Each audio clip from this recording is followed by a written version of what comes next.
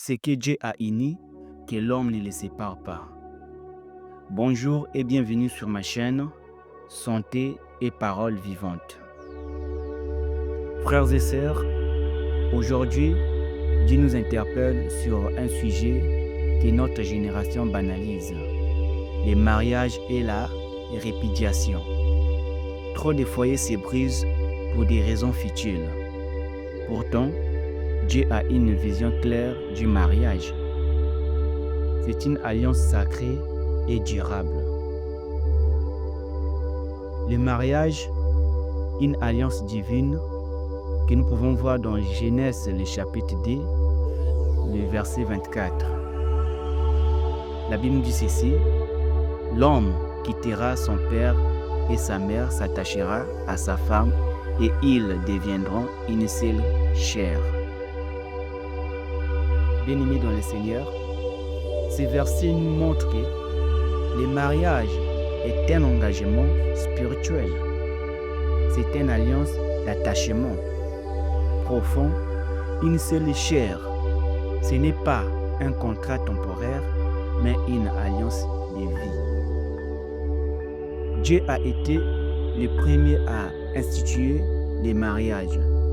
Ce n'est pas une invention humaine. Et toute alliance faite devant Dieu mérite d'être respectée. Dieu est la répudiation dans Malachie 2, le verset 16. Car je hais la répudiation, dit l'Éternel, le Dieu d'Israël. La répudiation, c'est rejeter son conjoint sans raison valable. Dans les temps bibliques, des hommes renvoyaient leurs femmes pour des caprices ou des intérêts personnels. Dieu appelle cela trahison et violence contre l'alliance.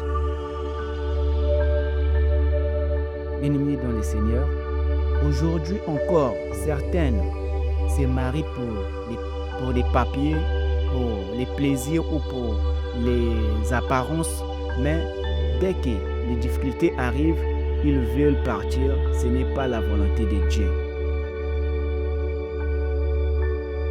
Alors, Jésus renforce l'enseignement dans Matthieu 19, les versets 3 à 9.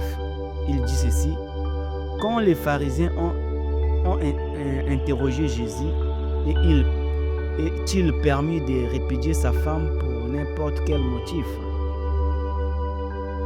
Il a répondu clairement: ce que Dieu a uni, que l'homme ne le sépare pas. Je rappelle, le mariage vient de Dieu. On ne le défait pas à la légère. Il n'y a que l'infidélité qui peut être une cause possible de séparation. Et même là, Dieu préfère le pardon. L'appel à la fidélité et à la patience. Le mariage, c'est aussi apprendre à supporter, pardonner, grandir ensemble dans l'amour et la foi. La séparation parfois vient du manque de maturité, de la mauvaise communication ou de l'orgueil. Mais Dieu appelle ses enfants à la réconciliation et non à la destruction de ce qu'il a bâti. Frères et sœurs, si tu es marié, protège ton alliance. Si tu veux te marier, prépare-toi avec sérieux. Si tu vis une crise, cherche Dieu pour restaurer ton foyer.